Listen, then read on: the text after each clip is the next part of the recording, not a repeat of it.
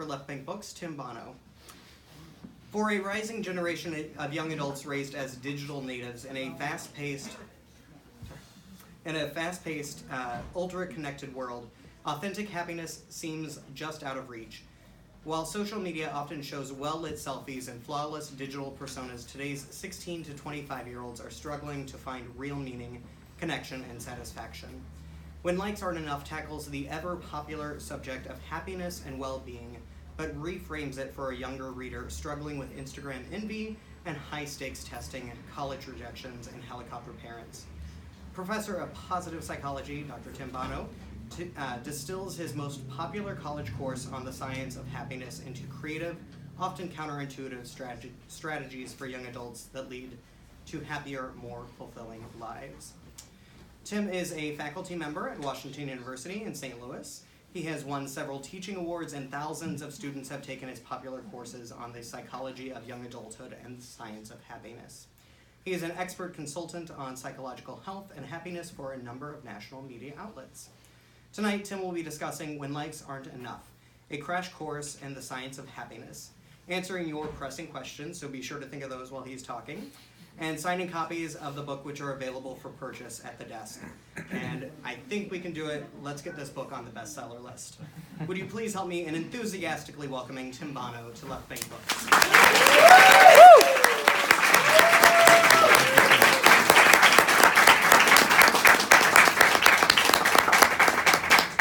Good evening, everybody, and thank you so much for joining us. It is absolutely thrilling for this day to be here, and especially to be able to share it with friends and family and other members of the St. Louis community. A special thank you to Left Bank Books for hosting tonight. It's been a long time coming, and I'm extremely excited for this day to be here. So what I'd like to do this evening in the first part of the presentation is just to kind of give you an overview of where this book came from and what motivated me to write it and what the experience has been like compiling the research that comprises this book. This book ultimately has its roots in a class that I teach at Washington University on the psychology of happiness. And I started teaching that class back in 2012, just after I had finished graduate school in psychology. And the chair of the psychology department at the time, Dr. Randy Larson, who joins us tonight, invited me to teach a class on positive psychology. And as I was developing that class for the first time, I was reminded of a piece of advice that Randy gave me when I was in graduate school, which was that if ever I had an opportunity to develop a course from scratch, that I should choose topics for the course that were relevant to things that I personally wanted to learn about, because he told me that the best way to learn about something is to have to teach it to somebody else. And so there I was fresh out of grad school, I was 28 years old at the time, and I was thinking, as I was choosing these topics, what are the things that I personally wish I had known when I was in college, when I was in my late teens and early 20s, and I was also thinking about what are the things that I wish I knew as a 28-year-old that could sort of position me to make the most out of my life at that time. I think that perhaps more than anything, what we're all looking for in our day-to-day lives is simply a sense of happiness. And so as I was choosing topics for that course, I was specifically thinking about, I should say I used the course as an opportunity to delve into the research that had been conducted by behavioral scientists to see what the field had discovered, both about the nature of happiness and also the most effective ways to pursue it. So the class that I started teaching at WashU in 2012 was ultimately the result of all that research I had done, getting my hands on as much research as I could find about the nature of happiness and how to pursue it. Over the course of that research, in addition to just the particular behaviors and strategies that I was able to find, I found that there were actually two really important premises about the pursuit of happiness itself that even went over and above the particular strategies, that kind of laid the foundation for those strategies. And every semester that I teach this course, I begin the class on the first day outlining those two basic premises, because I think that they importantly lay the foundation for a realistic approach to the pursuit of happiness. And so that's how I'd like to begin this presentation, is by outlining what those two basic premises are, because I think that they are so important to our understanding of happiness. The first basic premise is that once and for all, positive psychology is not about being happy all the time. It's very easy to go onto Amazon or an independent bookstore, I should say, and to find books that tell you, if you do these 3 things or these 5 things, you'll be happy for the rest of your life. You'll never have a bad day ever again.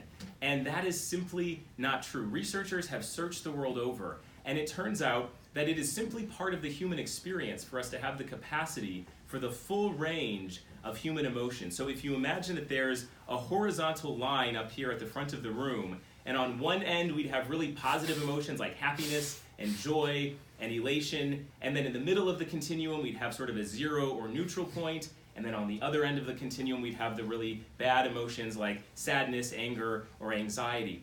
That continuum seems to represent a human universal, which means that all of us have the capacity for really positive emotions, and all of us have the capacity for kind of negative emotions. Although that second point, I will admit, is not entirely true. As I mentioned, researchers have searched the world over. It turns out that there are, in fact, 2 kinds of people in the world who never experience any of those negative emotions on this end of the continuum. They never get sad or lonely or frustrated or anxious. They never have bad days. And those 2 kinds of people are sociopaths and the dead, but everybody else. This is to say that all psychologically healthy people experience the full range of human emotion. So the implication there, of course, is that the next time you wake up and you're feeling really sad and lonely and anxious and you're ruminating over previous mistakes you've made in your life, it means 2 things. Number 1, you're not a sociopath. Number 2, you're still alive. Congratulations. And I don't mean to make light of that, because we know that those negative emotions can affect people in real ways.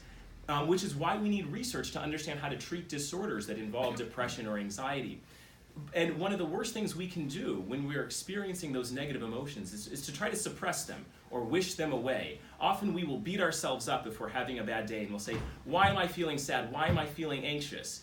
And then we end up with what we call a secondary emotion, where we feel bad because we're feeling bad. And it's like, no, don't do that. Just feel the first kind of bad. It's okay. Part of psychological health is giving yourself permission to be human, understanding that negativity is a part of life. And so part of psychological health involves understanding that all of us are going to experience those difficult, dark times. All of us are going to experience anxiety and sadness and loneliness from time to time, and it's important that we have strategies that can help us cope with those and manage them in ways that are psychologically healthy. However, if we dedicate all of our attention to that end of the continuum, and for the first 100 years or so of psychology, that's all that we cared about, treating errors. As important as that work is, the other thing we know about this emotion continuum is that if we focus all of our attention on fixing what's wrong, the best we can ever hope for is to be at a 0 point. Because the thing we know about human emotion is that happiness on this end does not emerge spontaneously just because we've taken away unhappiness. And that's what positive psychology is about. It's not about saying you'll never have a bad day again. Those negative emotions actually have utility. They give us an indication that something about our life or something about our approach to life we might need to modify. But again, if we only focus on that, the best we're ever at is the 0 point. So positive psychology is about doing what we can to find strategies to help us cope productively with those negative emotions and then move from that 0 point into something more positive. So that's the first basic premise of positive psychology. It's not about being happy all the time. It's about capitalizing on the opportunities for happiness. The second basic premise, and this is the one I'm glad most of you are sitting down, because this is usually the one that takes people by storm, is that not only is positive psychology not about being happy all the time, it's not even about being happy. There's actually nothing about the research we do or the classes we teach or the books we write that have as their goal to make people happy. Instead, what this field is about, what the classes and teaching and research are about, it's about becoming happier. Not about being happy, but about being happier. And many people hear that and they say, well, wait a second, what's the difference? Aren't those really one and the same? Why are you drawing a distinction between them? In my view, those 2 phrases have a world of difference between them. Because for us to live our lives asking the question, how can I be happy? Or what do I need to do to be happy? Or how much money do I need to make to be happy? Or what kind of a job do I need to have? Or what kind of a house do I need to live in? Or what kind of car do I need to drive to be happy? That's treating happiness as if it is a binary, a yes or a no, a 1 or a 0. It's as if there is some point over there called happiness. And as soon as I have the right job and make the right kind of money and live in the right kind of house and have all the other external characteristics of my life exactly as I want them, then I cross that point called happiness, and then I'm happy. Whereas right before I had those things, I was unhappy and life was bad. A much more useful approach toward the pursuit of happiness is to acknowledge that happiness itself resides on a continuum. So instead of asking, how can I be happy? Much better is to say, how can I be happier? Even with external circumstances of my life as they are, even with things that are outside of my control, that are perhaps putting a limit on my happiness, what are the things that are in my control that I can realistically be incorporating into my life so that wherever I fall on the emotion continuum today, whether I'm already pretty happy or if I'm neutral or maybe I'm experiencing some sadness or anxiety right now, what are the behaviors I can be incorporating to become happier in the long run so that a week from now or a month from now or a year from now I can be happier than I am today. So those are the two basic premises upon which the field is based, and I think that that's important because they provide us a realistic set of expectations that that none of us are going to be happy all the time, but there are opportunities for us to become happier in our everyday life. Now, another part of my motivation for writing this book was, and especially to write it right now, is to address the growing numbers of people who are suffering from different forms of mental distress or psychological health issues. And unfortunately, we know that these days, young adults in particular are being hit pretty hard by this. In fact, if you look at data sets, say from the Pew Research Group, what you find is that starting in the 90s, happiness was actually on the rise. When you look at the proportion of young adults who report being very happy with their lives, it was increasing all through the 90s, through the early 2000s, and then 2010 hit, and it took a turn, and it's been going down ever since. Life satisfaction has followed a very similar pattern. It was going up through the 90s, through the early 2000s, 2010 hit, and then it took a nosedive. You can look at anxiety or depression or other forms of psychological distress. Those numbers were relatively constant. 2010 hit, and then they shot up. And we've seen rates of depression and anxiety like we've never seen before. So changes like that suggest that there's a specific cause. And so that caused psychologists to begin to scratch their heads and said, well, what was going on in 2010 that could be leading to this? Well, there are a number of theories, but the leading culprit seems to be this thing. 2010 was the year that smartphones became almost ubiquitous. And in fact, if you look at the proportion of adults in this country who own a smartphone, as that started to increase in 2010 and in the years that followed, the slope of that line is almost exactly parallel to the increase in the proportion of adults who experience mental health problems. And it's almost exactly proportionate to the increases in depression and anxiety. And so that led psychologists to say, well, what is it about smartphones that could be causing so many problems? Well, with this smartphone came very easy access to social media. In 2010 was also the time when Facebook was really coming onto the scene. It had been on the scene for a couple of years, but that's a year when it saw a particularly large spike in the number of users. Instagram came on board in 2010. And let me be clear that social media can be used for many wonderful things, but we also know that the way that we use social media can also be used for some not so wonderful things. One of the things that psychologists have known for a long time, even before smartphones, even before social media, is that one of the primary barriers to a sense of happiness in our lives is social comparison. It's really hard to be happy if we constantly have our head over our shoulder and we're wondering how do we measure up to other people? How does the size of my house measure up to the size of my neighbor's house? How are the kinds of vacations that I'm taking measuring up to those of those around me? And one of the things that social media has enabled is that at any given moment, we can just reach into our pocket and have easy access by scrolling through to see how our lives are measuring up to other people. So for many people, that's what social media has become. They quickly log on and suddenly they see a trip that somebody else got to go on that they didn't get to go on. Or they log on and they see a raise or a promotion that somebody else got, and maybe they're not feeling so good about their own jobs these days. Or it's not just the kinds of experiences that we're having that can cause this social comparison, but it's also the amount of validation that others' experiences are having. So you log on and you see, well, how many likes did my post get, and how many likes did somebody else's post get? And if you're not winning, you might feel bad about yourself. Or you log on and you start to realize, oh, well, this person liked their post, but they didn't like my post. What does that mean? And it is that constant exercise of social comparison. So it's comparing not only how your actual experiences live up to those around you, but the amount of validation that your experiences get relative to those around you that is reinforcing that barrier to well-being. So on the one hand, we know that social comparison is this primary impediment to our happiness. On the other side, the other thing that psychologists have known for a long time is that the single strongest predictor to an individual's happiness has to do with the strength of their connections, the strength of the relationships they have with their friends and family. Well, one of the other things that we know when we look at those data patterns is that the amount of time that we actually spend with friends and family, the quality of the social interactions we have with other people, that has been declining in recent years.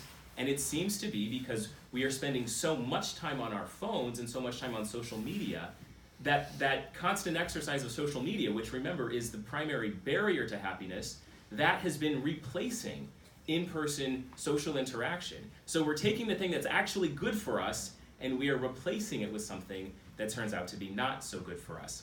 So it's the case that for many people and the way that they use social media, that use of social media is not only unproductive, it's actually counterproductive for their overall sense of happiness and well-being. Now, I do want to be clear that I am in no way trying to knock social media. There's nothing wrong with social media per se, and I'll give you my favorite example of that. So I come from a large Italian family. That's redundant. I come from an Italian family, and that means that I have lots and lots of cousins, some of whom are here today. And, as we've gotten older and sort of gone on our own paths, people get busy and they sort of do their own thing. Well, over the last couple of years, we all have reconnected thanks to the fact that we have found each other through social media. And this summer in June, we'll be gathering at my cousin Jen's house, and we will be doing the thing that is most important to happiness of all, spending time with people that we love and catching up and actually spending in-person time with one another. So in that way, social media can be a wonderful thing when it is used as a means to an end, the end being authentic social connection with people you care about and people you love. But unfortunately, we know that for many people, they're using social media in a way that is exactly the opposite of that. For many people, the way that they live their lives is the means toward an end of crafting a digital persona that will attract a lot of attention and a lot of envy from other people. In fact, I've always found it remarkable just how much time and effort people will spend trying to impress people they don't even like, or that they don't even know, but nonetheless, they're using that as a barometer for their own sense of worth and well-being. Or they're making decisions about where they're going to go and what they're going to do, all with an interest of what is going to get me the most Instagram-worthy picture that's going to get the most attention when I post it online. Or they're modifying their actual lived experiences, all in the name of gaining notoriety on social media, perpetuating that cycle of social comparison. And it's those behaviors, it's that approach towards social media in particular that really seems to be undermining our overall sense of happiness and well-being. So that is where my motivation for the book that I launched tonight comes from. And we're all guilty of this. For those of us who maybe spend a little bit more time on social media than we should, my hope is that when we should find that likes aren't enough to bring about the happiness that we are all seeking, when we should find that our obsession with social media turns out to not really be doing us any favors toward our overall well-being, my hope is that this book can offer some strategies, some alternatives of ways that we could be using our time instead to incorporate some of those behaviors and mindsets that are truly capable of making us all just a little bit happier every day. So I've got a few minutes remaining, and I just want to outline for you a couple of my favorite studies and theories that are presented in the book. One of the theories that I talk about in the book is called the broaden and build theory of positive emotions. A lot of people will ask, when they hear about positive psychology, they say, well, what good is happiness anyway? Like, is it really that important to be happy? Aren't we just talking about something that just sort of feels good in the moment, kind of like temporary hedonism? Well, it turns out that there are actually benefits of happiness that are long-lasting and that can have implications for other aspects of our lives. And a lot of that research has been summarized in this broaden and build theory that shows that when people have an opportunity to experience happiness, when their levels of positivity go up, they actually perform better on cognitive tasks. The idea being that it broadens their cognitive resources and positions them to build on their ability to perform well on a task. And this has been demonstrated with people across the lifespan. In fact, in one of my favorite iterations of this study, they actually brought in a bunch of 4-year-olds into the lab. They would bring them in one at a time, and they would give these kids these block tests. So this is the same kind of test that sometimes they'll give a child to see if they're ready for preschool. So they're sitting at a table, and the child is watching the experimenter take a bunch of blocks and put them into a particular structure.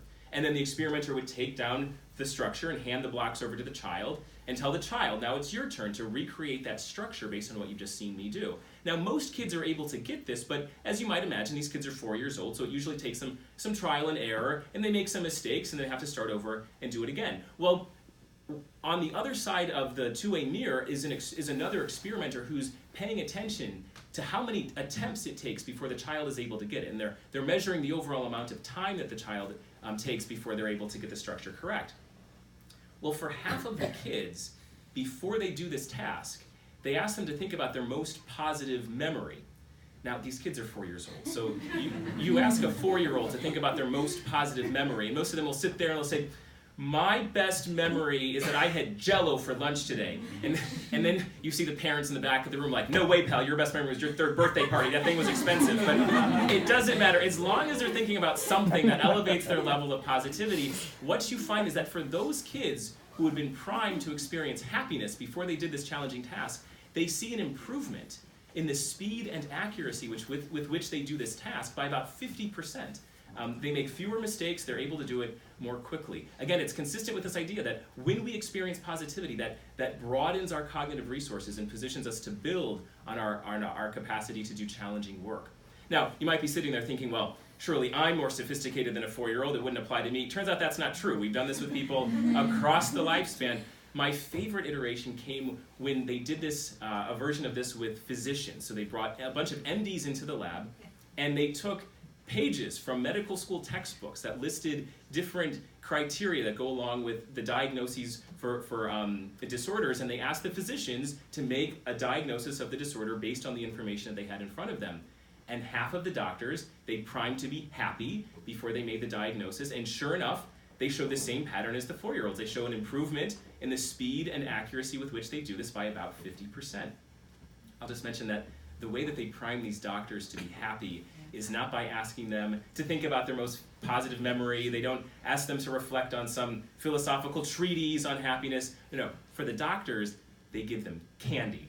But it's not even candy that they're allowed to eat, because that could affect their blood sugar levels, which might mess with the data. So it's literally here. We want you to make these medical diagnoses, and then afterwards we're going to give you a bag of M&Ms. And that is enough to get their data looking just like the 4-year-olds. So when we head into a stressful situation, if we have an interview for a job, or if a student is preparing to take an exam, often we get ourselves really worked up. We stress ourselves out. We start to forecast what happens if this doesn't go well, or we start to practice things in our minds. Turns out that the best thing we can actually do for ourselves is to think of a funny joke, or call a friend, or do something else. Treat yourself to some M&Ms or something, because those are the kinds of behaviors that can elevate that positivity that ultimately can position us to be successful. So that's one of my favorite studies that I share in the book. There's this idea of the broaden and build theory of positive emotion. People will often ask, what are the behaviors? What are the things I can start doing today to become happier? Well, after you've put down your phone or your tablet, there are many options available. One of the most important ways that we can build a sense of happiness in our lives has to do with the practice of gratitude. And this has been shown in study after study. In fact, one of my favorites took a large group of adults and had them keep gratitude journals over the course of 10 weeks. And then there was another group that was writing about hassles and negative things that had occurred to them over the course of 10 weeks. And then there was a control group just writing about random neutral things that had occurred over those 10 weeks. And by the end of the study, the people who had been focusing their attention on positive things, on the things that they were grateful for, showed a significant improvement in their overall happiness and well-being. They felt better about their lives overall. They were more optimistic about challenging work that might be coming their way in the week ahead. They actually got sick less often, which is consistent with the growing body of research showing the mind-body connection, that our psychological health and happiness has implications for our physical well-being also. The great thing about this study is that the instructions were not telling people, okay, we want you folks to go out and have more positive experiences, and we want you folks to go out and have more negative experiences. The reality is that any of us could have been a participant in any of those conditions, because good and bad things are happening all the time. Any one of us right now could easily call to mind 5 negative things that happened over the past week. Or any of us could easily call to mind 5 positive things that happened over the last week. What the research on gratitude is showing us is that our happiness does not depend as much on the number of good things or the number of bad things that happen to us. A much stronger predictor of our happiness is, of the stuff that happens to us, where do we choose to focus our attention? When we're standing in line at the grocery store, or when we're driving home from work at the end of the day, are we choosing to replay all the bad stuff, all the stressors that we have going on? Or instead, are we making the decision to say, well, what are some of the good things coming up? Or what are some of the good things that happened today? Because that simple focus of our attention, again, can carry huge implications for our overall happiness. This is not to say that we should ignore the stressors or ignore the bad things. Certainly we have to work on those so that we can improve ourselves. But when we also have an opportunity to focus on good things, that can be a true source of happiness. One of my favorite quotes is from the artist Henry Matisse, who once said, "There are always flowers for those who want to see them." The idea being that the flowers are out there, the good things are out there, but we're not going to derive any benefit from them unless we make a decision to actually look for the flowers. And that's the same thing I think of life. Yeah, there's stressors, there's bad stuff going on in the world, there's plenty of stuff to direct our attention to negative things, but if we can put ourselves in the habit of focusing on some of the good things, that can go a long way in our overall happiness. Another question that will come up by people very often when they hear I study happiness, they'll say, okay, yeah, so you teach a class on happiness, you got a book coming out, but come on, man, I don't need any of that. I know what would really make me happy, and that's if I had more money. Surely if we all had more money, we'd be happier, right? Well, this is a question that psychologists have begun to ask. Now, the only way for us to really test that question empirically would be to take a bunch of people from off the street, give each of them $1 million, and then track their happiness over time and see if that increase in money caused an increase in happiness. The problem is that would be a terribly expensive study to do. Most psychologists I know would not be able to fund that kind of research. However, it turns out that we actually don't even need to do that research, because that research already happens every day with the state lottery, where essentially what I just described happens. Common, ordinary, everyday people purchase a lottery ticket and then suddenly, overnight, end up with a whole bunch of money that they didn't have before. Well, psychologists have taken an interest in lottery winners because if money buys happiness, then we should expect to observe a huge increase in the happiness levels of these people who have just won all this money that they didn't have before. Well, there's a very interesting trend that occurs when you track the happiness levels of lottery winners. And the trend is such that initially, yes, there is a huge increase, significant, in their overall happiness. But within less than a year, their happiness returns to almost exactly the same point as where it had been a year earlier. And many people hear about that and they say, well, wait a second, how can that be? These people still have tons of money a year later that they didn't have before. Why does the happiness level go back to baseline? Why doesn't it go high and remain high, or at least remain commensurate with the amount of money that they have? Well, one of the things that we've learned from this research is that, not surprisingly, we human beings are adaptable. We can get used to most lifestyles and most sets of circumstances relatively easily, which means that even if we end up acquiring all sorts of wealth so that we have a whole lot more than we used to have, it doesn't take long for our expectations about what we should have to catch up. A useful formula that we use to conceptualize happiness is the idea that happiness equals what we have divided by what we want. And mathematically speaking, if you want the quotient of a formula to be large, there's one of two ways to do that. One is to increase the numerator or to decrease the denominator. Well, one of the things that happens when we end up acquiring lots of wealth or lots of prestige or other really great things is that the numerator of that formula gets really large. But it doesn't take long for the denominator, what we want, to catch up. So that even if we end up acquiring all sorts of wealth with a really large numerator, again, that numerator, or rather that denominator, is very quick to catch up. Which is why one of the most effective ways to increase our happiness, remember, it's what we have compared to what we want, is through the practice of gratitude. Because gratitude is essentially shining a spotlight on the numerator, on what we have. It's not objectively giving us more or allowing us to have more things, but it is emphasizing those good things in our lives that we already have, but that we might have lost sight of, and therefore that we weren't paying attention to, and therefore not getting any of the happiness that they provide us. So the age-old question, does money buy happiness? Well, money can get us more stuff, which has the potential to make us happier, but only if it's not also inflating our expectations about what we should have, and that's the part where we humans are so adaptable that essentially occurs naturally. Now, I will mention that there are two caveats to that, does money buy happiness? It's not a slam dunk no. There are two cases in which money can buy happiness. The first case is if we are extremely poor. It is true that if you don't know where your basic needs are coming from, if you don't know where your next meal is coming from, or if you have a roof over your head, it's really hard to be happy. And for people below the poverty line, if they see an increase in their financial resources that brings them to the point where they have their needs met, then you will see an increase in happiness on average. But once we reach that point, it turns out that going on a European cruise for vacation versus a more modest vacation to Branson, Missouri or something, that's not necessarily going to bring a whole lot more happiness if your basic needs have already been met. The other case in which money can buy happiness is if the money is spent on somebody else. Pro-social behavior has been shown to be a very effective way to increase happiness. In one of my favorite studies that was done just a couple of years ago, there was a team of researchers from the University of British Columbia, and one Vancouver morning they walked around the campus quadrangle and they recruited students to participate in their study, and all the students in the study were given an envelope with $5 inside, and they were all told, you can spend this money however you want. You have to spend it by the end of the day, but you can buy whatever you want with it. Well, the students were further divided into one of two experimental groups. Half of the students were told you can spend whatever you want, but it's got to be something for yourself. So it's got to be a bill or an expense or something that you personally are going to benefit from. The other half of the students, also given $5, were told you can buy whatever you want, but it's got to be for another person. So you've got to use this to do a favor for somebody else or give somebody else a gift with it. So you can imagine the kinds of things that students were using this money on. In the personal spending condition, there was one person who went to the local CVS and bought herself some makeup. Another person went to the campus bookstore, got some school supplies. A bunch of people actually went to the campus Starbucks and bought themselves coffee, as college students often will do. In the pro-social spending condition, there was one person who gave his $5 to a homeless person downtown. Another person went and bought a toy for his nephew.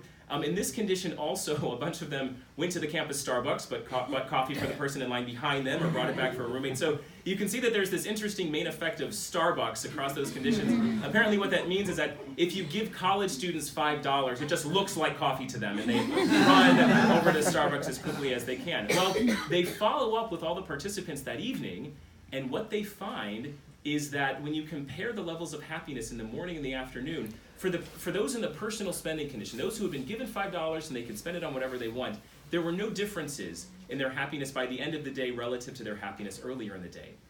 But when you're looking at the participants who had spent that money on another person, there was a significant increase in their overall happiness. They felt much better about their lives overall, experienced a much higher level of positivity. The idea being that when we do a good thing for another person, it goes back to that earlier idea of the importance of social connection, that is arguably the single strongest predictor of happiness and well-being. And when we get involved in our communities, when we do favors for each other, that is one way to feel a sense of connection to them and ultimately to boost our sense of happiness and well-being. The great thing is that you don't even have to be spending money. The reality is that not everybody has extra money that they can just go buy coffee for random strangers, but you find very similar effects with people who donate blood or people who get involved with community service organizations or simply people who donate time in whatever way they can. Getting involved in the community, doing good things for other people, very effective for our overall happiness and well-being.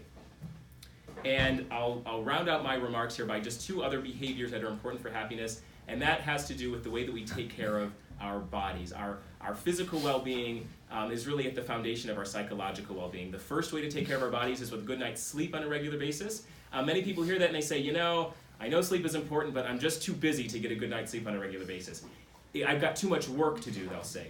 If you feel that way, you're in good company. It was Margaret Thatcher who once said, sleep is for wimps. Or Thomas Edison is on record as having said, sleep is a criminal waste of time. And he was of the philosophy that why waste your time sleeping, doing this passive activity, when you could be using that for something more productive, like actual work.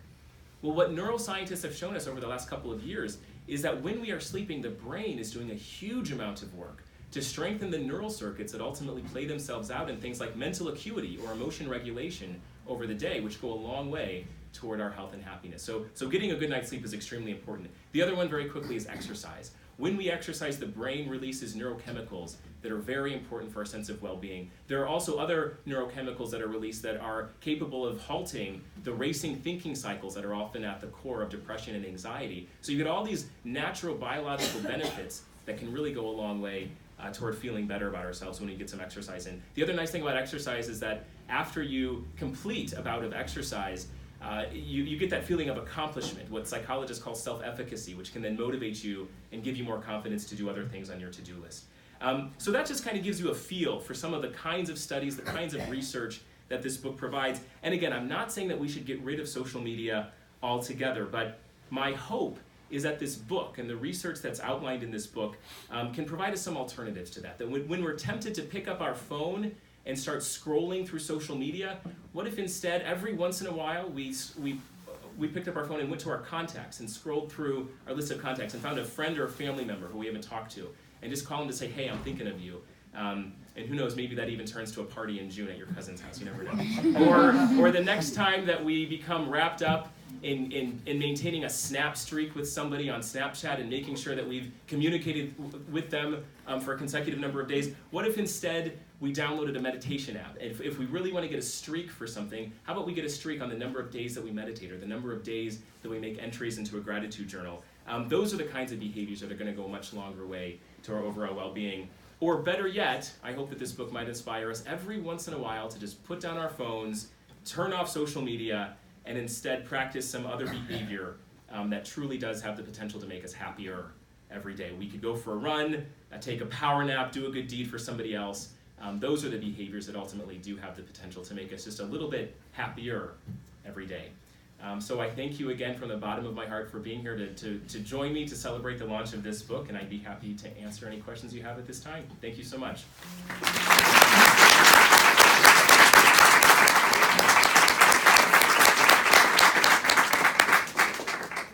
All right, who has the first question? I hope I wasn't so comprehensive you don't need to buy the book now. Yeah, please. You talked about social media affecting our feeling of happiness and how it affects us intellectually and how we perform on creative, on intellectual pursuits. There was an interesting article I read 3 months ago on smartphones and how they're hijacking our minds. Are you familiar with that one? Yeah, that even the presence of a smartphone, even if you're not using it, it's face down, it detracts from your cognitive capacities. When it was in another room, people would do a lot better. There were 3 possibilities: put the phone in another room completely, have it turned off, but they can see the phones turned off, or have them on their own person. Mm-hmm. And invariably, those who had the phones out of the room always performed better.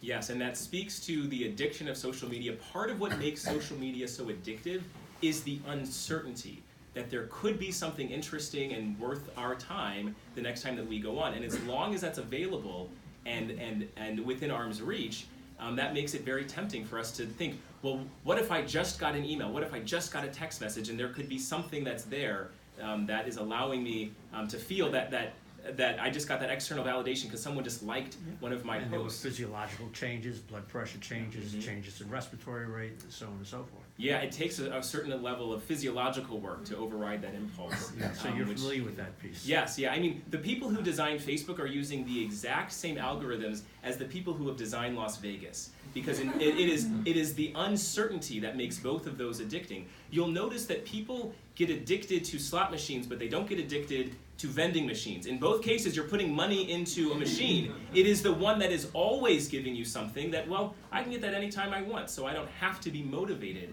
to work hard or to be curious about that one. But it's as soon as there is uncertainty that, well, the next pull of the slot machine or the next scroll through Instagram could be giving me something worth my while. That is what makes it addictive, and that is what makes us even more motivated to pursue it. That is why even the presence of the phone, because maybe there's the possibility, I don't know, maybe there is, maybe there isn't something interesting. That is why our mental resources are consumed by that in case there's a possibility of something interesting. Yeah, thank you for bringing that up. It's a good point.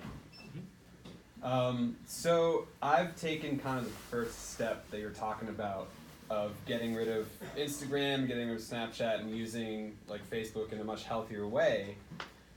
And it's been really helpful, and I've been a much happier person. But see, this stuff works. Okay. Yeah. But sometimes now, when I do cool things and I do things that I'm happy about, I kind of feel like, oh man, like I wish I could post this on Instagram, and it doesn't feel as nice because you don't have all those people patting you on the back. So it's kind of like this reverse problem where You don't share. Don't share. Oh. You don't share. So what would you recommend because our society is like based around sharing now. Right, yeah. So these first adopters of this new strategy of not doing social media are gonna feel kind of left out of not participating. So what do you recommend for those people? Yeah, it's a great point. And it goes back to something earlier, that I'm not saying that we shouldn't have social media. I'm saying that we should be responsible in the ways that we use it, and we should bring awareness to the fact that excessive amounts of sharing or excessive amounts of getting caught up in social media can be a detriment. The analogy that I like to use with social media is that of cars. When cars first came onto the scene at the end of the 19th century, if you wanted to drive a car, you just got a car and you got in, you just drove. And we didn't have rules, we didn't have speed limits, we didn't have seat belts, because we didn't know that there were dangers, that driving under the wrong circumstances could be deadly. And social media is so new that we didn't know initially that there could be some really devastating consequences to mental health if social media is used incorrectly. So in much the same way that it's not that we should get rid of cars, no, we should still have cars, but understand that if you're under the influence of alcohol, don't drive a car. If you are not using a seatbelt, you're opening yourself up to some potential risk. If you're driving too fast, you're putting yourself and others at risk. It's the same thing with social media. I'm not saying we should get rid of social media, but we should be mindful that if you're really lonely and anxious already, maybe that's not the time to go scrolling and see the other amazing trips that everybody else is going on. Or if you find you're spending an excessive amount of time on it, maybe that's a decision you make, not necessarily to get rid of it, but at least to reel it back. So if you've made the decision to get rid of it, I applaud that. I'm not saying that you should reverse that necessarily, but you know, if you really want to share it, maybe call a friend and actually have a conversation with them. And I have a sneaking suspicion that the happiness you get from that one conversation would be even greater than 1,000 likes on your Instagram post, in terms of the overall long-lasting happiness you get from that. You need like a chime of music or something. So touching on Will's point, I think I read an article about kind of what Will's talking about, but I don't know if it was a study or not, or someone just kind of taking a guess at it, but that basically if you go like on a trip and you're constantly taking pictures and that's more your focus, that you end up having less like actually memory of the trip and being actually there and having that experience because you're so focused on taking photos and cataloging what you're doing, putting it on social media and what kind of reaction you're going to get. Like, do you know anything about that? Yeah, it's a great question. It's going back to some research that has found that people who spend their entire vacation just focused on getting the right picture actually end up enjoying the experience less and actually, ironically, remember it less vividly, because a part of our ability to recall a memory has to do with the initial encoding stage and how much we're savoring it. And if we're so wrapped up in getting the right light and making sure we're standing over here, we might be missing all these other really wonderful aspects of the trip itself. Last fall, I was at a conference in Louisville, Kentucky, and I went to the Louisville Slugger Museum.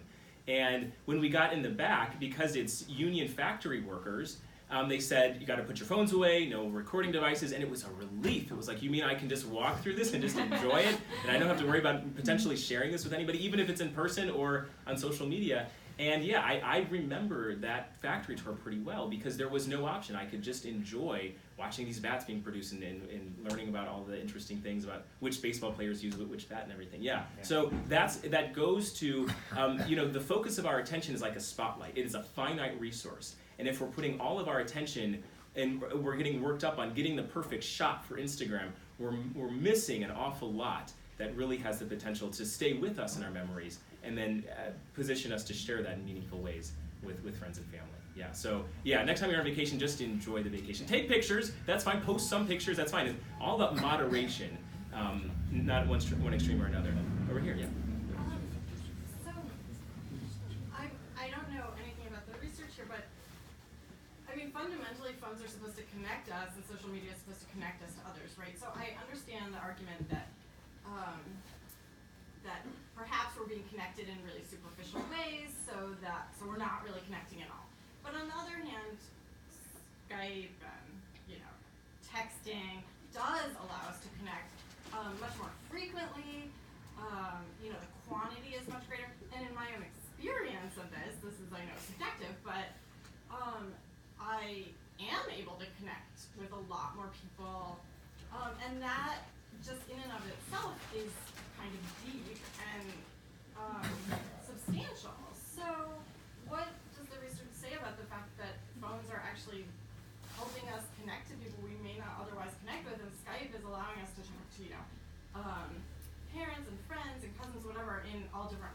What Mhm. about Yeah, so it sounds like value of that? so again, this is in no way an indictment against technology, because technology has enabled us to communicate, and especially Skype. Skype is great because you can actually see the other person's face.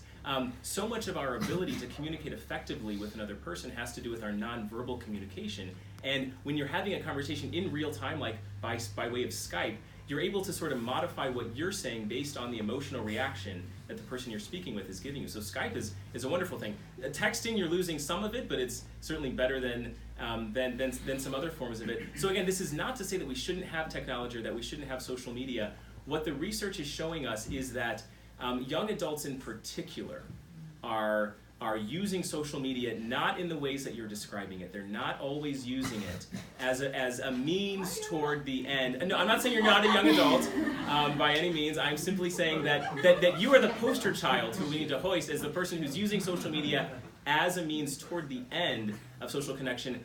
What you find is that when you look at the psychological well-being of young adults immediately after they've used social media, more often than not, they are seeing spiked levels of envy and distress missing out, fear of missing out, FOMO. That's a real thing now that we are actually giving attention to, because it's happening to so many of our young adults.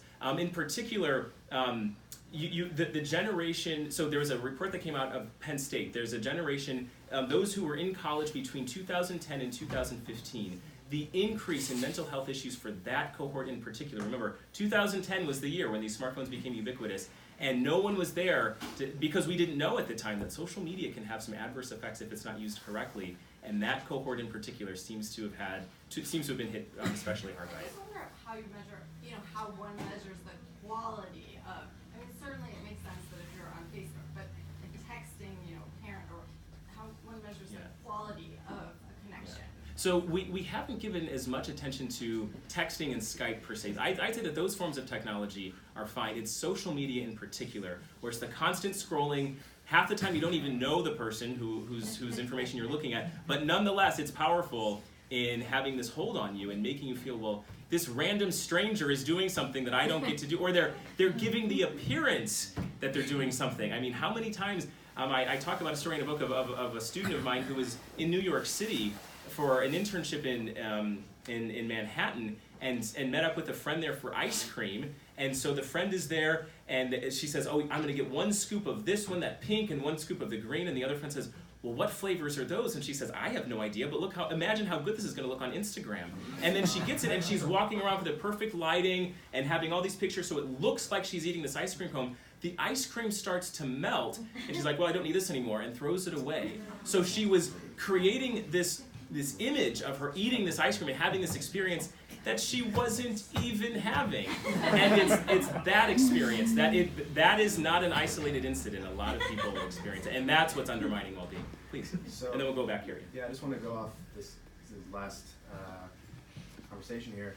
I think with that girl or that woman that was doing that, even without the technology, she'd probably be exhibiting some behavior that was a little bit, Narcissistic? narcissistic. Label. She's not named in the book, yeah. So, but I think, just based on my own limited experience with social media in the past 8 years, where, sort of from Facebook to Instagram, Snapchat, and then now I'm just really using Twitter. And to me, what makes me feel, good or bad after using social media is sort of on like two axes. One is participation, and the other one is like general interest level of what I'm looking at. So on Facebook nowadays, it's pretty much all people now from high school and college, and I'm a few years out of college, so it's not really things that interest me anymore. And every time I'm on there, I've noticed, and I actually just noticed this today, literally I just typed in facebook.com, and at this point,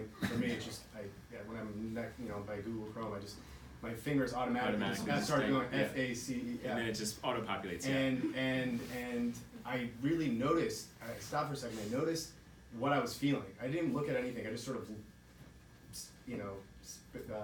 stared at the screen for a second, and I tried to understand what I was feeling. And I think it was more because I wasn't really participating there, and I wasn't very interested in what I was looking at.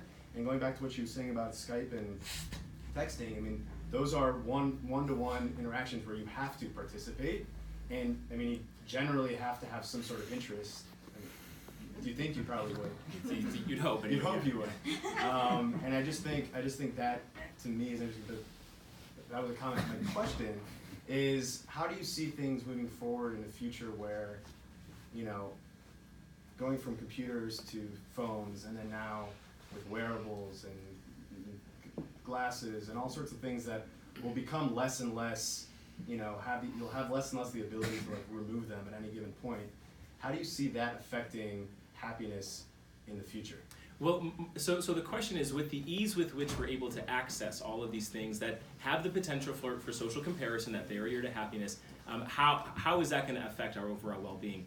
My suspicion is that as we get more and more research about the consequences of not using it correctly, that is going to lead parents and educators to start thinking about how they educate their children about the responsible use of them. In fact, just a couple weeks ago in my positive psychology class, has a couple hundred students in it, I gave them a list of topics, and I said, when you were a teenager, or I said actually at any point, because these are mostly seniors, so they're about 22, and I said, at any point in your early adult years, did a parent or other adult educate you about the potential adverse consequences of the following? And it was sex, drugs, money, using a credit card, driving a car, and in every single category, the majority of students said yes, someone had a conversation with me about how to use this appropriately, with one exception: social media. That the idea being that a lot of you get your phone, you create your Facebook account, you create your Instagram, and you're on your own. Again, because parents of young adults, I mean, anybody over the age of about 25, so the book is targeted to 16 to 25, anybody older than that, we didn't grow up knowing that we had a phone attached to our hip. We actually had to go out and have a conversation with someone if we wanted to tell them about our vacation or whatever it is. But for this rising generation of young people, part of the reason why we're seeing this is because they haven't known any other alternative, and no one has been there to say, oh, by the way, if you don't use this correctly, this can lead you down a path that might not be good for you. So I suspect that now that we're getting more research about it, that we will start to be a little bit more mindful of what to do when we're giving young adults or kids these days. Ironically, I think now at this point in time, it's actually the opposite, where as older adults are starting to use social media, then it's like the younger people that are warning them. You know, it's interesting you say that, because on that same poll that I gave my students, I asked them, if you were to give advice to the parent of a middle school child who's thinking about getting Instagram or Facebook or a smartphone, what would you tell them? And the most common response was, don't do it. And I think that speaks to the fact that people understand that this is having an adverse impact on them, but it's so addictive. They're like, I can't live without it now. I don't know what it's like to go on a vacation and not post my every move on Instagram, but I wish I had never fallen into that habit, because yeah, it's addictive and it'll suck you in. Okay, whoa, the number of hands increased. You said something that sparked some things. I've seen your hand up and then in the back, and then we'll move around. Yeah. Mm-hmm. Okay, just to share this with you, another interesting book that came out of the 1990s is called Reinventing Your Life, very well accepted in cognitive behavior therapy. And what they talk about is life traps. Those are thought patterns that form themes, and two of them that I see with my patients that play out where people are using all of the electronic devices, getting depressed, confused, feeling that they're not good enough. The life trap grabs you like this is defectiveness. That's a major life trap, where you're feeling that you just can't measure up to other people in a whole spectrum of ways, social, intellectual, performance, and what have you. And so it's an attempt getting on social media to try to reverse that in some magical ways, which we often call magical thinking. Another one of those life traps is unrelenting standards, to have to perform in a perfect way, feeling that everybody has to do that, that you won't be accepted otherwise.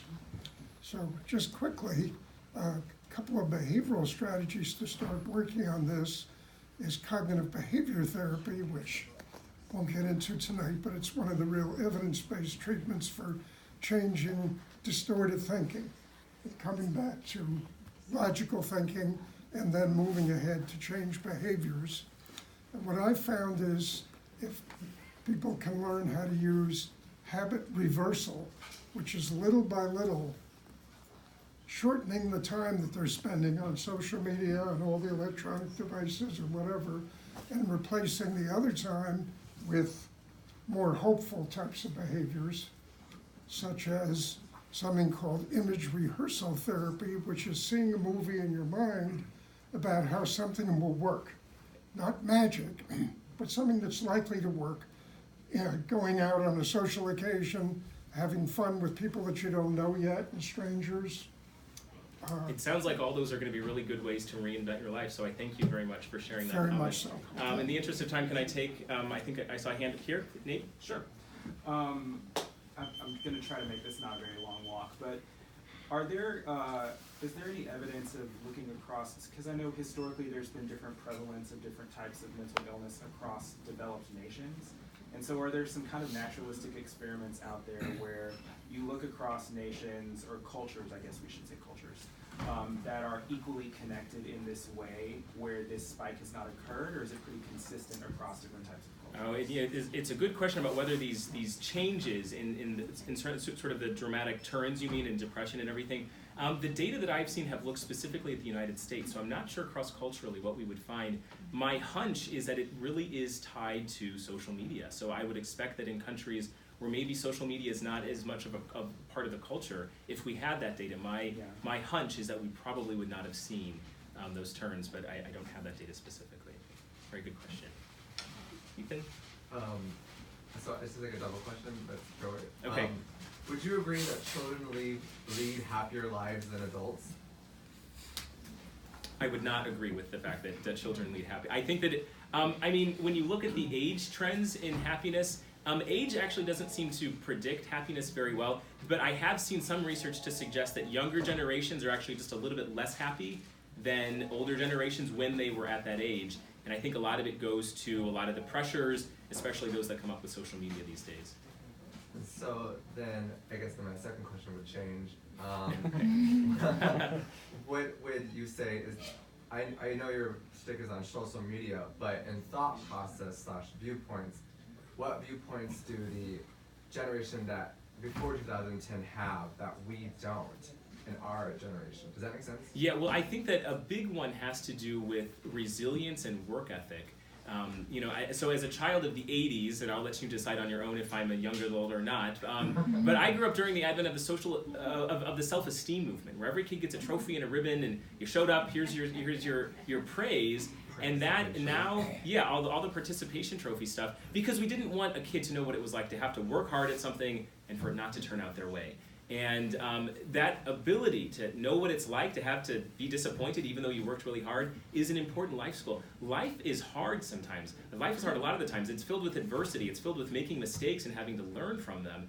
And unfortunately, there are some schools of thought that sort of clear every pebble from the pathway of a kid so that everything is just an easy, straight path for them. And then they get to adulthood and have the inevitable difficulties that come up in life, and they didn't have practice or experience of knowing what it's like to have to pick themselves back up and develop a sense of mastery and engage their social networks so that they had the wherewithal to keep going. So I think that could be contributing to that well-being. So coping with failure. Coping with failure, again, it goes back to the earlier idea. All of us are going to have dark times in our life, and we have to come prepared for that. We have to have the coping mechanisms to know how to respond to that. That's as much a part of psychological health as experiencing happiness.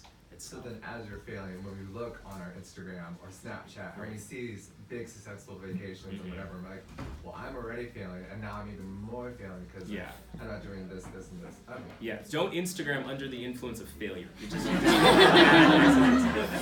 Okay. Vince, and then we'll go over here. Yeah. So, I mean, in my job, I do a lot of digital work for political campaigns. One thing I've noticed is that older people are really, really engaged on social media. And it's really hard to get younger people engaged in those advertisements. So I was wondering, I know your research focuses on young people, but is there any research out there that shows how social media is affecting older generations? Oh, it is a good question, because in many ways, especially older people, and some of them are as savvy as can be. I mean, a group of us were at the Muni last summer, and there was an older couple right in front of us, and the first thing when the woman said, she takes a picture of the program and of the stage and posts it to Facebook, and we're like, well, good for you, you know? That's great, you know? So some of them are very, very savvy. There might be research out there. I'm not aware as much of it. A lot of the research really has focused specifically on young adults, but it would be interesting to see how that's affecting older adults. But the statistic is that about 2/3 of adults across the board have social media. That's mostly counted for among the younger generations, but certainly the older ones have it, and it'd be interesting to see kind of how that's affecting them. So a couple of hands over here, and then we'll get to those over here. Yeah, we'll do 1, 2, 3, 4, 5. All right, because I know some of you had your hand up for a while. Yeah, 1, yeah. Okay, sorry. So I have a like-hate relationship with social media. A like-hate relationship, a like, all right. with most of it being hate. Okay.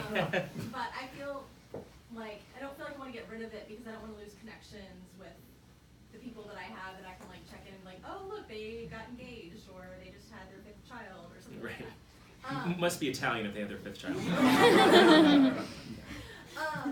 So I guess my question is, and I don't think you could ever get Mark Zuckerberg on board with this, but I mean, I got Facebook back in 2006, and even since then, it's had so many changes. So what if we changed some aspects of social media? Maybe we took away the option to like things.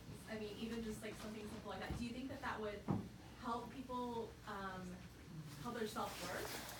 You know, it's a great suggestion. The idea is, what if we had social media that for which external validation no longer played a characteristic, that you couldn't like it, you couldn't provide comments, it was truly just an opportunity to share, and you weren't able to keep track of how many people saw it or how many people became envious of it. That would minimize a lot of the distress that many people are experiencing, because then it would really just be about sharing, and we would lose an important part of the comparison part and sort of that arms race that we find ourselves in. It probably would still provide that mechanism for, oh, that person's still doing something cool that I didn't get to do, but I think it would minimize a lot of it. So yeah, if we could get Mark Zuckerberg on board, I'd lead the campaign, but my sneaking suspicion is that is a part of what makes it addicting. I'm not a heavy user of social media at all, but I did post this tonight, and I have to admit, I was going on to check how many likes I got. It's fun, you know? It's fun to see that, but I'm like, thank goodness I only post like once every like 6 months or something, because it was exhausting to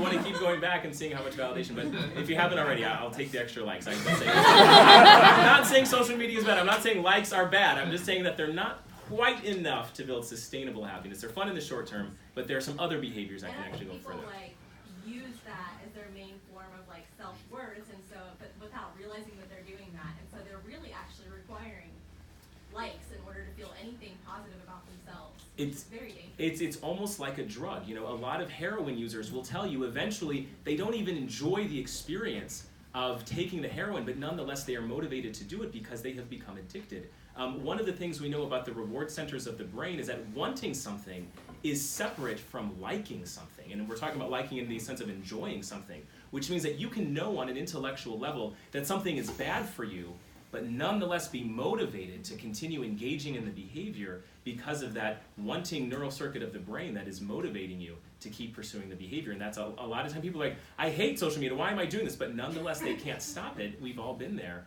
because we want something even though we don't necessarily enjoy it. It's because those are separate systems. Yeah. There's another hand, yeah. Yeah, that was actually related to my question.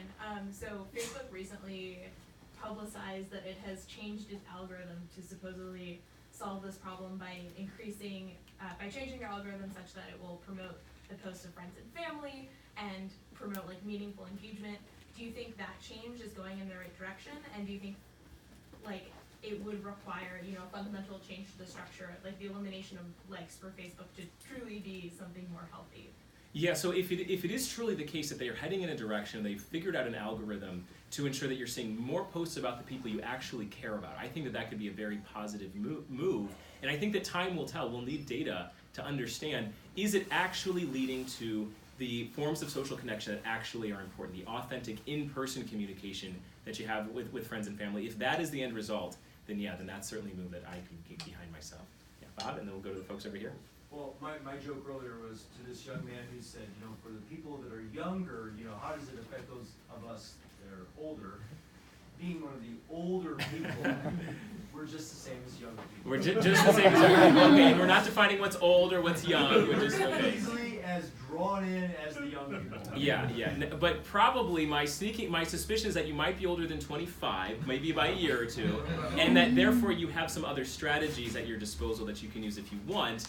if your phone breaks, you know how to communicate effectively. And and this is not to say that people under 25 don't know how to do that, but it is to say that for many of them, that was their primary means of interacting, was all on their phones. And so that's what they get concerned about is, well, if they're in a relationship or whatever else, how do we make sure that the world knows about this versus doing it in ways that are perhaps a bit more authentic? Yeah, we had some hands up over here, please. I'm really excited to read your book. Oh, thanks. I'm glad my buddy here told me about it. So, I know you've been working really hard on this, but what are the top few books you've read in the last year? Well, what are the top few books I will be on in the last year? There's been one book in particular that has taken up almost all of my time. But other books that I like on the topic are Sonia Lubomirski's book, The How of Happiness. That was a book that I consulted a lot when I was developing the positive psychology class. There's a book by Ed Diener, who's another expert in the field, called Psychological Wealth. Charles Duhigg has a great book on the power of habit and willpower. I really enjoy his work. And another book that an author I really like is Adam Grant. He's written a great book called Originals. My friends like to tease me because we were on a road trip and they said, "What are you reading back there?" And I said, "Oh, it's this book Originals." And I said, "It's a real page turner," and they have not allowed me to live that down. He's a great writer, and he has a really engaging style of writing. Yeah. Is there a hand here, please? So I had a question just about like what we were kind of saying earlier, of like kind of the anecdote you shared about like having someone who was with another person, they got the ice cream because the picture of it was going to be cool looking. And I was wondering what your thoughts are on the accessibility to creativity and artistry that some of these platforms can provide, where people might not have otherwise had an opportunity to kind of like share some of their creative ideas or share these things that are beauty. Because like it's very easy to laugh at that, and we've all been there and been like, I'm being ridiculous. But at the same time, people have been like arranging fruit in bowls and painting it for hundreds of years. So like this isn't like a new behavior.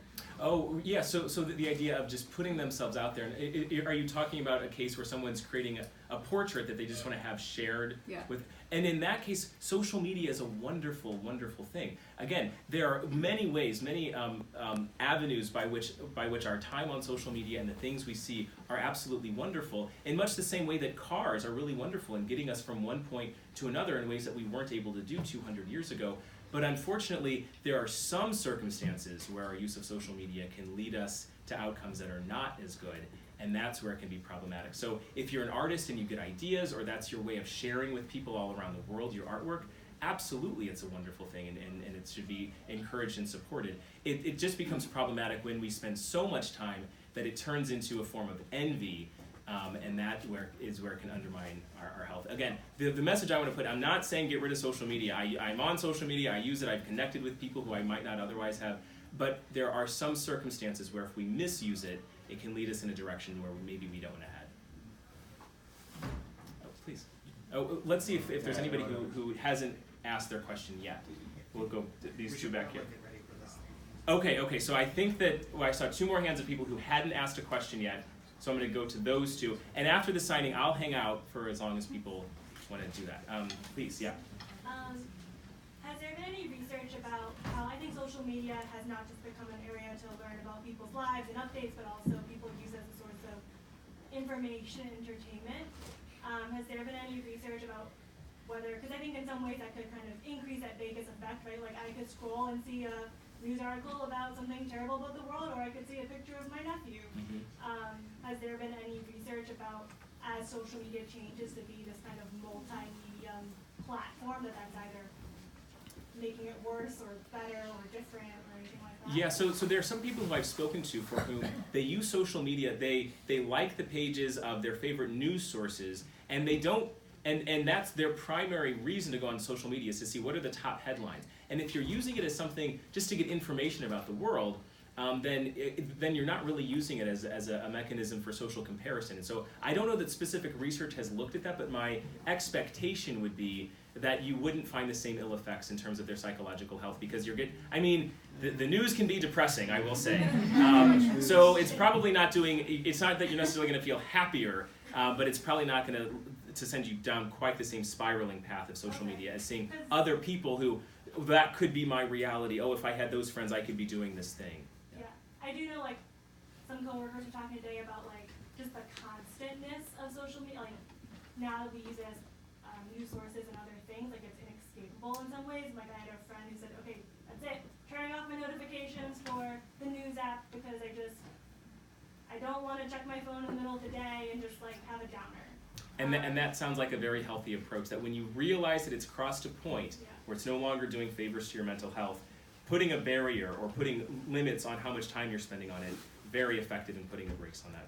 And our final question, this is actually poetic. So the book is dedicated to my PhD advisor from graduate school, Dr. Randy Larson, and he's going to ask the last question. He was a mentor and friend of mine. We should actually give him a hand. We didn't plan this, actually, but I had to call it out as long as you had the last question. Dr. Larson, please. Well, I forgot to ask this at your dissertation defense. Oh, no. I'm going to have to give back my degree, aren't I? I just wanted to congratulate you, but also to say this social comparison process seems to be really important as you describe in your book, but it's something that's really almost automatic that people do. Even we try to be aware of it, people still do it. And you talk about digital natives, people who've grown up in the digital world, but I'm a digital immigrant. I knew another world. But even back then, people engaged in social comparison. I think our schools, for example, train children to evaluate themselves in reference to the group. When they get their exam scores, the first question is, well, what's the mean? And you make sense out of your exam score, comparing it to everybody else. So this process is so automatic. People just do it. And I know you know about this one study done in Michigan where they had people come one at a time to the lab and fill out a questionnaire measuring life satisfaction. There was one other person in the room filling out the same questionnaire, assuming it was another subject. That person was either in a wheelchair or in a regular chair. In those two conditions, the real subjects rated themselves as happier when they were filling out the questionnaire in the presence of someone in a wheelchair, when that same person was in a regular chair. So it's something that occurs outside of our awareness. Yeah. And I guess my question to you is there a way to turn it off? How can we flip that switch and stop doing that? Yeah, it's a good question because it does speak to the fact that we are social creatures. By our nature, we tune in to what's going on around us. If we overhear a conversation or we see people off in the corner, we become curious about them, and that is part of our nature. So I think that social media has taken this natural inborn tendency and simply made it so easy that we can't escape it. Because if there's information out there, we want to have that information.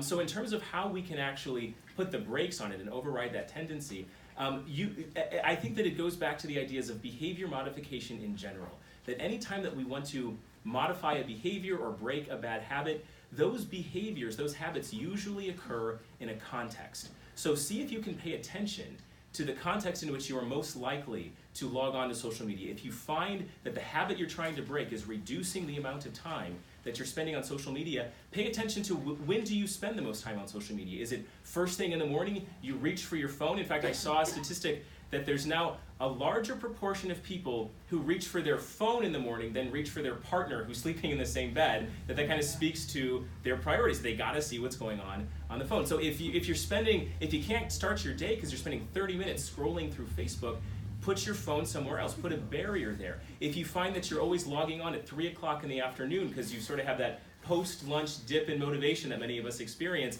if that's when you're spending a lot of time on social media, then at 2:55, get up and go for a walk. Replace that with some other behavior. Paying attention to the amount of, when you're spending the most time on it, and what precedes the onset of that behavior. See if you can use that as your trigger to say, okay, this is usually the time when I'm most likely to engage in that that time on social media, so I'm going to replace it with something else. I'm going to call a friend, or I'm going to do another behavior. One of my students told me that she was trying to spend less time on Facebook. And so I told her that. I said, well, pay attention to when you're most likely to log on. She found that she was most likely to log on when she was standing in line or if she was early to a meeting. And so I said, so that's your trigger. When you're going to be standing in a really long line, or you're early to a meeting, that's your code. Okay, I got to do something else. So she downloaded all these other apps on her phone to play crossword puzzles or to play games, and now that is her go-to. She says, oh yeah, this is when I would usually be swept into Facebook, so I'm going to replace that by playing a game. She says she plays a couple rounds of trivia, and she feels better, but without the adverse effects of social media. So pay attention to when you're most likely to do the behavior, what triggers it, replace it with something else, and that's a good place to start to sort of minimize that automatic tendency. All right, well, you've been a wonderful audience. Thank you so much.